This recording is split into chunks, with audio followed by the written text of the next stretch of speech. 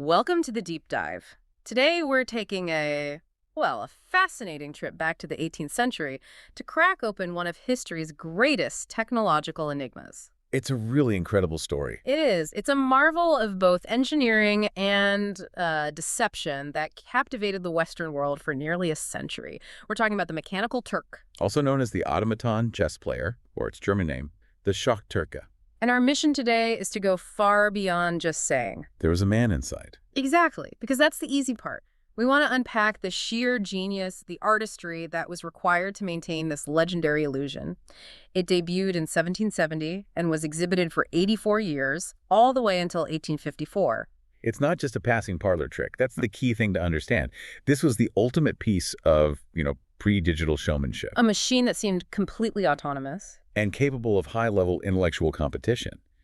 But it was, in reality, a masterful collaboration between human ingenuity and just incredibly intricate mechanical camouflage. And when you consider the scope of this deception, the psychological impact is just staggering. Oh, absolutely. This machine wasn't just, defeating some local amateurs in a pub. No. It toured all across Europe, across America, winning games against figures of immense global stature. We're talking about people like Napoleon Bonaparte, Benjamin Franklin. And the fact that the secret that a highly skilled human chess master was hidden inside was kept largely intact for over 8 decades. That's just mind-boggling. Especially with all the scrutiny from scientists, engineers, skeptics. It just speaks to the absolute mastery of the illusion's design. It really redefined what people thought was possible with, automation and intelligence. So let's unpack this right away, because the entire trick really begins with the psychology and the architecture of the cabinet itself. Absolutely. We have to start with the origin story. Yeah. The Turk was constructed by an Austrian courtier and inventor named Wolfgang von Kempelen. And Kempelen, he wasn't a magician by trade, right? No, not at all. He was a legitimate engineer. He specialized in things like hydraulics and steam engines, but he had a competitive streak. And that streak was triggered, I believe, in 1769, when a French illusionist, a man named Francois Pelletier, visited the court of Empress Maria Theresa of Austria. That's the story. Pelletier performed some magnetic tricks that impressed the empress, but Kempelen apparently felt that his illusions were a bit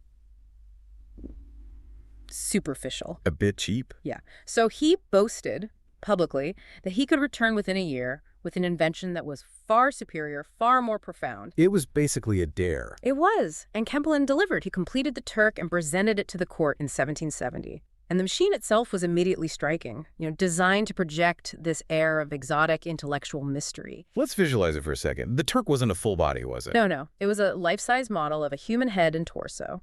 And it was resting on this big cabinet. It had a distinct black beard, these sort of penetrating gray eyes, and was famously dressed in heavy Ottoman robes and a turban, which tapped into that whole 18th century fascination with Oriental themes. Exactly.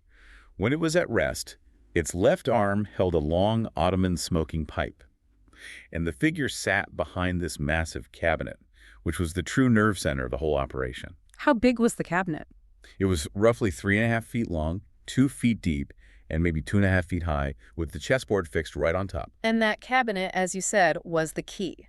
Kempelen knew the second he introduced a machine claiming to play chess, the audience's #1 goal would be to find the hidden human. So how do you defeat that? How did he design the cabinet interior to defeat the skeptical human eye? Well, it was a masterclass in staged misdirection.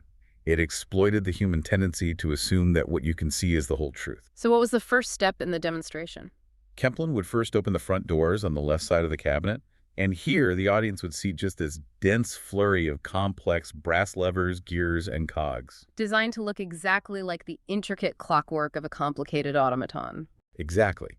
But this mechanism was only part of the deception because it didn't extend the full depth of the cabinet. Right. And Kempelen would demonstrate this by opening the rear doors on that same left side, seemingly allowing the audience to look right through the dense machinery. So they see brass, they see movement, and they think, okay, there's a clear line of sight. No human could possibly be hidden in that half.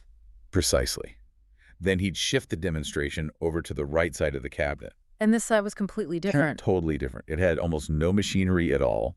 Instead, it contained things like a soft red cushion, some brass structures, and a drawer where the chess set was supposedly stored. And again, he opens the front and back doors at the same time. At the same time. providing that clear, unobstructed line of vision through the machine from one side to the other.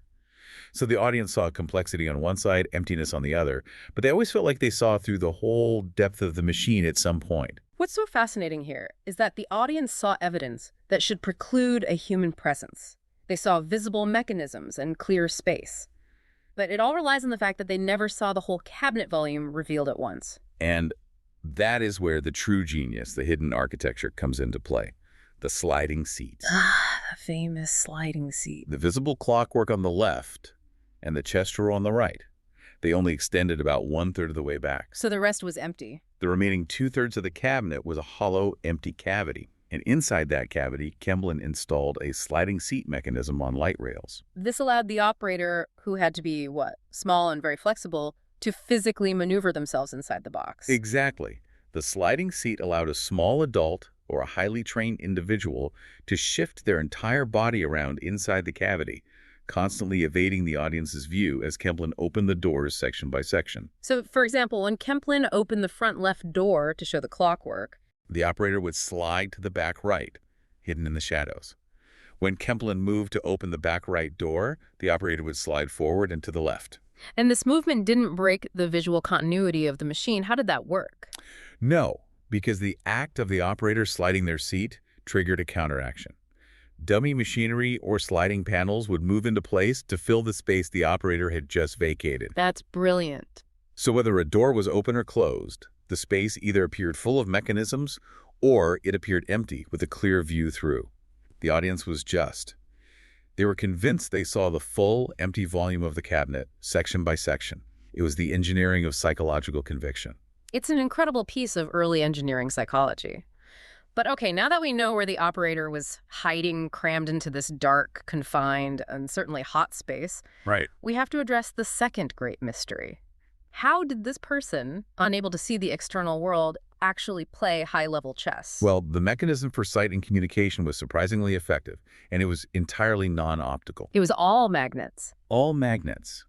The chessboard on top of the cabinet had a relatively thin playing surface. And critically, each individual chess piece had a small, strong magnet attached to its base. So the game on the outside was communicating directly with the operator on the inside through magnetic force. Precisely. Underneath that thin board, Kemplin had installed small pieces of metal, or strings, connected to tiny indicator magnets. When an opponent moved a piece on the outside, the strong magnet in the base would attract the corresponding indicator underneath, causing it to shift position. And the operator could see this. The operator could see these internal magnets or strings move, telling them which piece had been moved and, crucially, where it landed. Okay, that solves the what and where of the move. But the operator's completely in the dark, so they needed some kind of internal reference map. Absolutely. The underside of the board, which the operator saw by the flickering light of a candle, was meticulously marked out with squares numbered 1 to 64. So as the external piece moved, the internal mechanism would point to a number, giving them crystal clear positional clarity. Exactly, allowing the operator to follow the game perfectly, square by square, without ever seeing the opponent or the room. Now for the final and maybe the most complex part of the process, controlling the Turk's physical movements. The operator had to somehow translate a precise, small movement inside that cramped cabinet into a large human-scale movement of the automaton's arm. This was done using an intricate internal mechanical linkage centered around a pantograph mechanism. A pantograph, for those of us who don't know, what is that? It's essentially an instrument used for copying drawings. It allows the user to scale a movement up or down while keeping the same trajectory. So the operator wasn't moving the arm directly. No, not at all. Inside, the operator worked with a miniature pegboard chessboard. They would use a metal pointer or a handle and guide it over their internal board. This small movement was then mechanically linked to the Turk's external left arm via the pantograph, which scaled the movement up to the correct size. So if the operator moved their pointer from E2 to E4 inside... The Turk's arm moved the piece from E2 to E4 on the outside. And how did it actually grasp the piece? The operator had a set of specialized levers. One lever controlled the up and down movement of the arm, lifting it off the board. A separate lever controlled a sophisticated internal linkage that opened and closed the Turk's hand. That sounds like it required immense precision and practice. Oh, incredible skill. I cannot stress enough the physical difficulty of this job. Imagine Being crammed into a box barely larger than a coffin, it's pitch black, it's hot, you're calculating complex chess moves. And simultaneously performing these delicate, scaled mechanical movements with the pantograph, all while trying not to bump the side of the cabinet. And you mentioned the heat and the light, which brings up another layer of mechanical misdirection. Like candle. Right. The operator needed light, so they used a candle.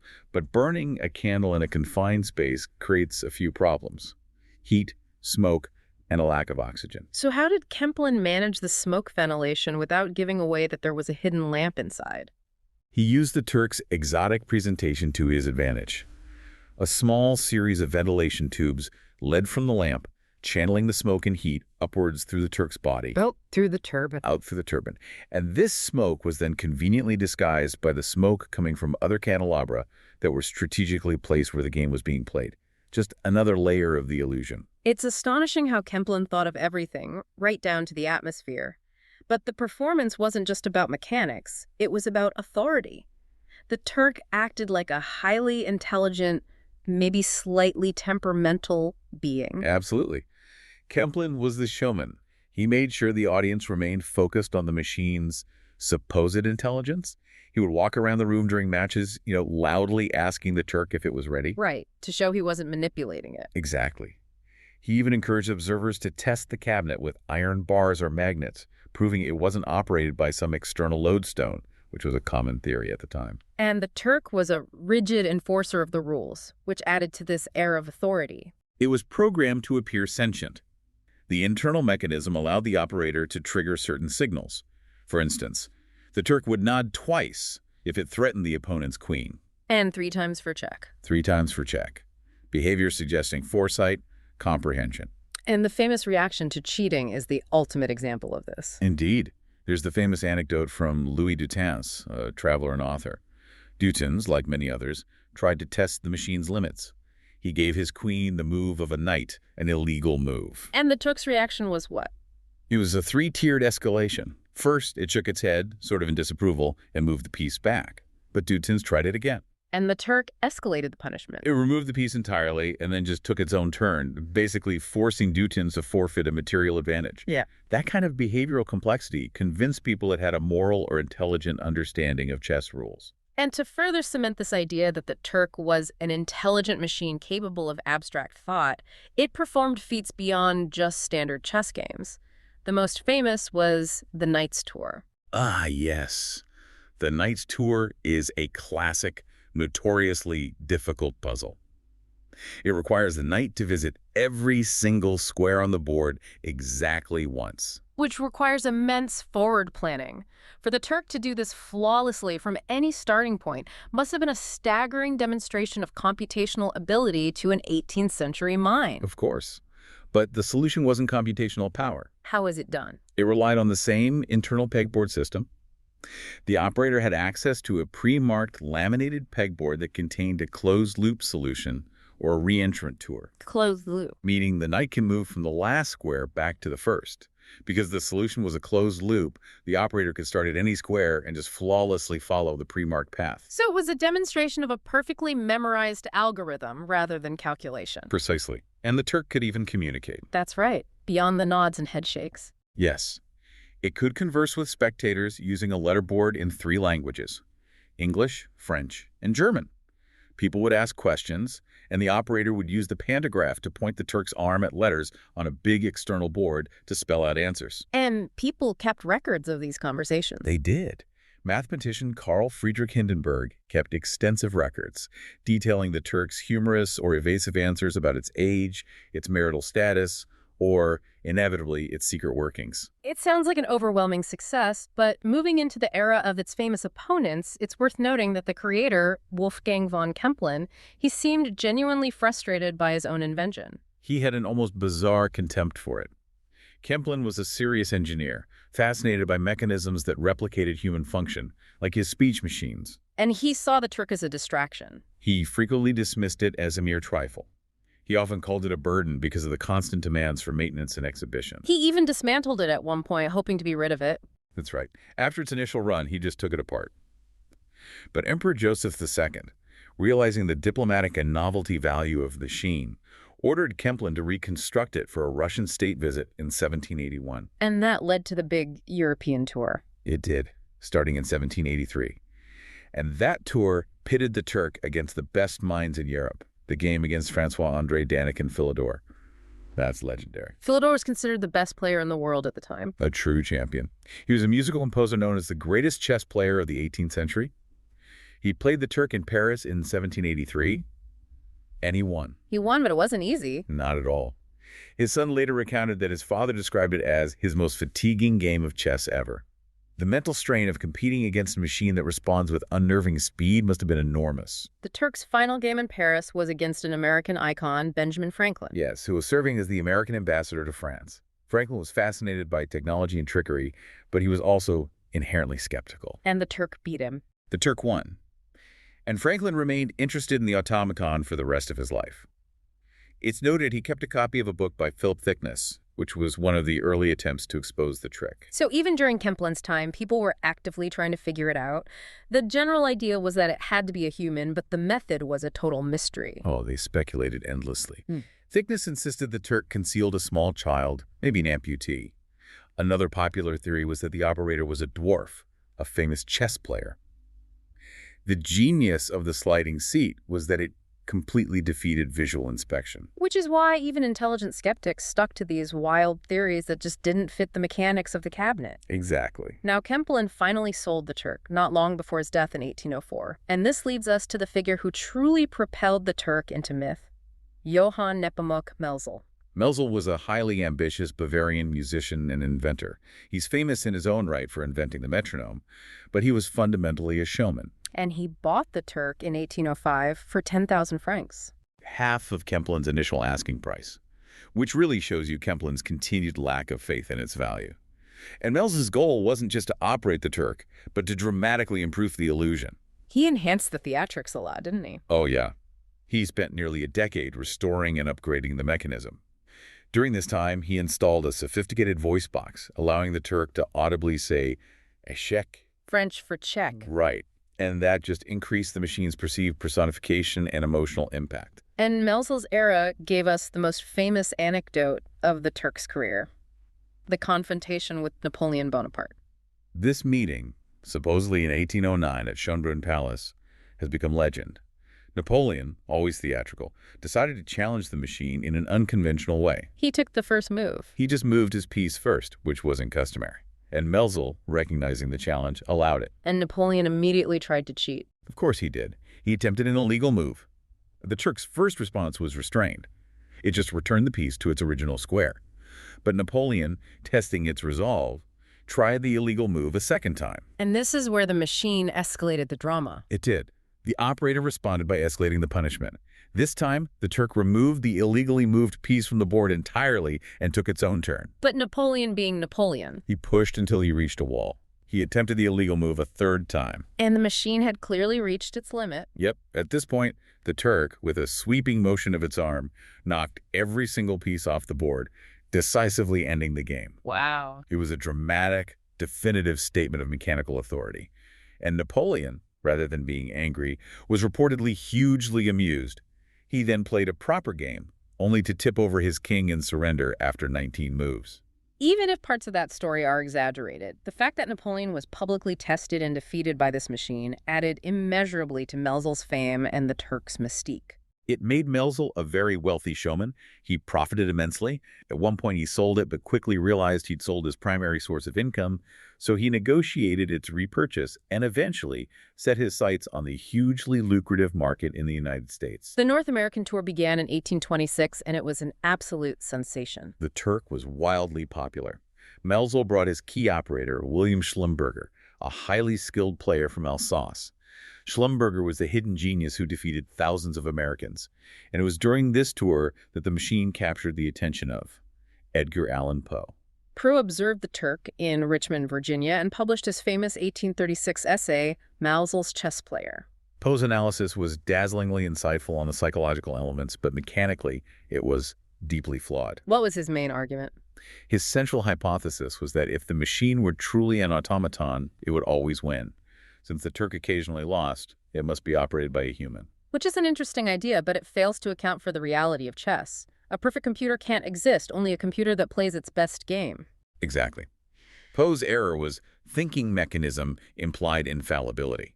He also got the physical mechanism wrong, hypothesizing the player sat inside the Turk figure itself, not the cabinet. But his essay was so widely read, it became the default, though incorrect, explanation for decades. Poe's intellectual examination aside, the true accidental exposure of the secret came about through something much more human, the sheer suffocating heat of the cabinet. This is maybe the most dramatic moment in the Turks' history. The definitive accidental exposure happened in Baltimore in 1827. The conditions inside for Schlumberger were always brutal, Can't even imagine. especially during the summer. And the heat was so intense during one performance that William Schlumberger actually fainted inside the cabinet. Oh my God. In a panic, sensing he was losing consciousness, he desperately signaled Melzel to stop the game. But before Melzel could fully control the situation, Schlumberger, in his desperation, was forced to quickly exit the cabinet for air. And someone saw him. This exact moment was witnessed by two observant teenagers who happened to be watching from a nearby rooftop. The Baltimore Gazette published the story immediately, but the public reaction tells us so much about the desire to believe. It does. Despite a first-hand account, the public was highly resistant.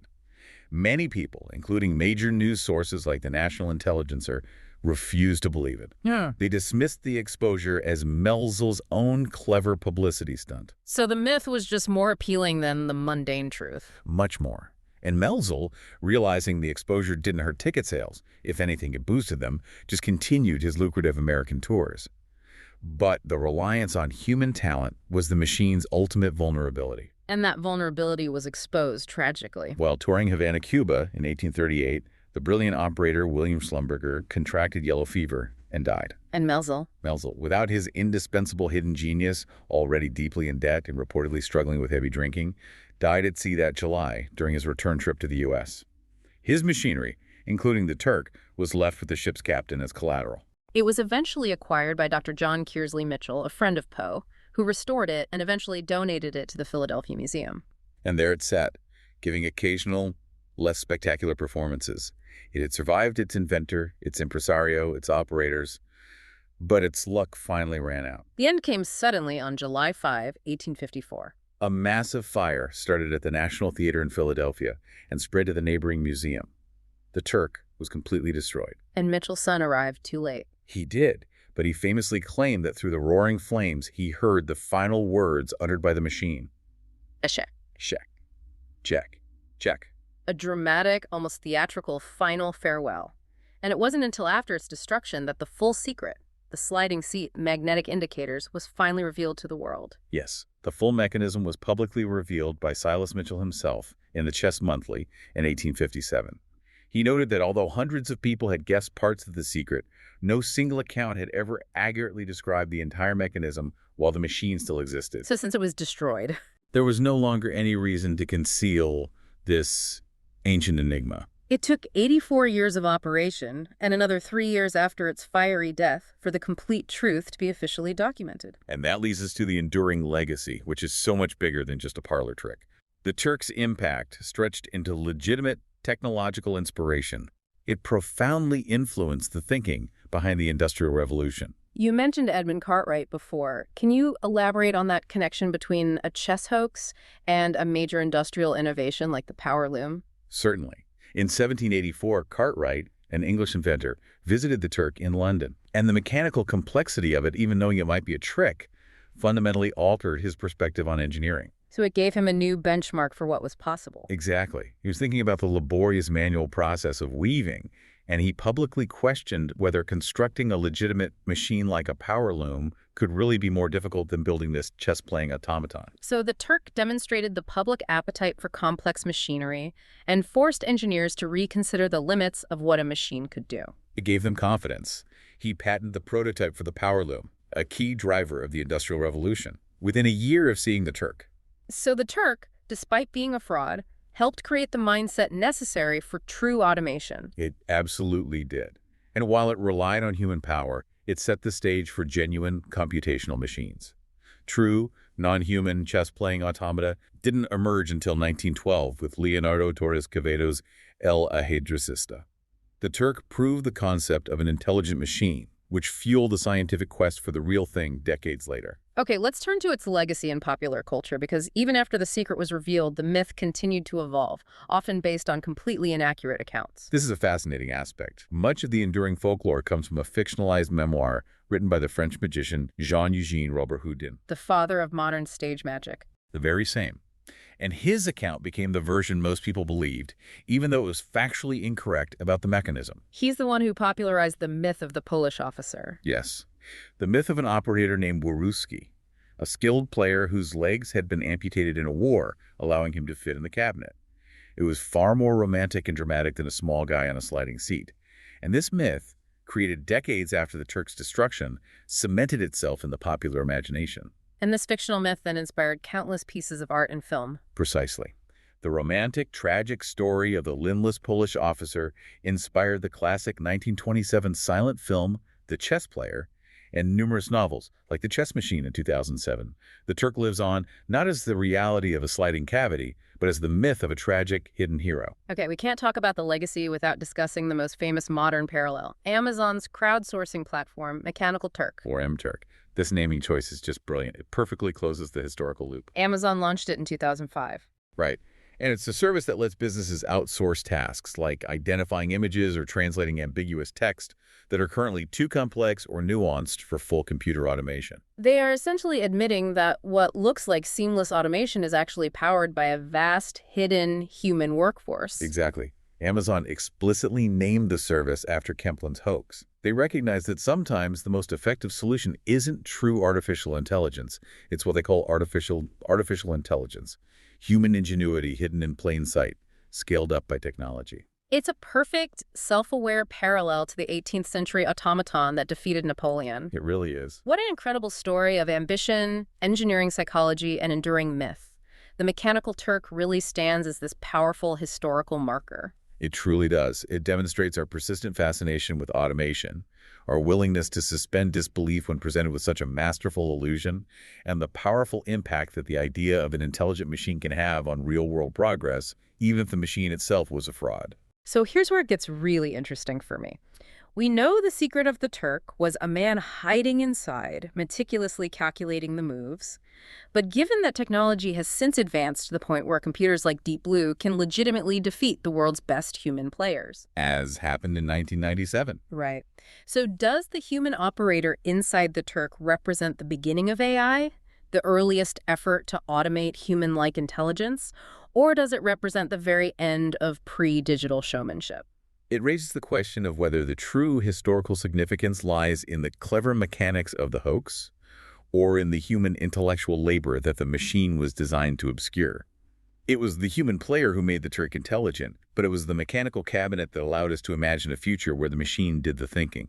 A profound thought. So I'll leave you with this to consider. What are the hidden humans powering the automation we all rely on today? A fascinating thought to leave with indeed. That was the deep dive into the Mechanical Turk.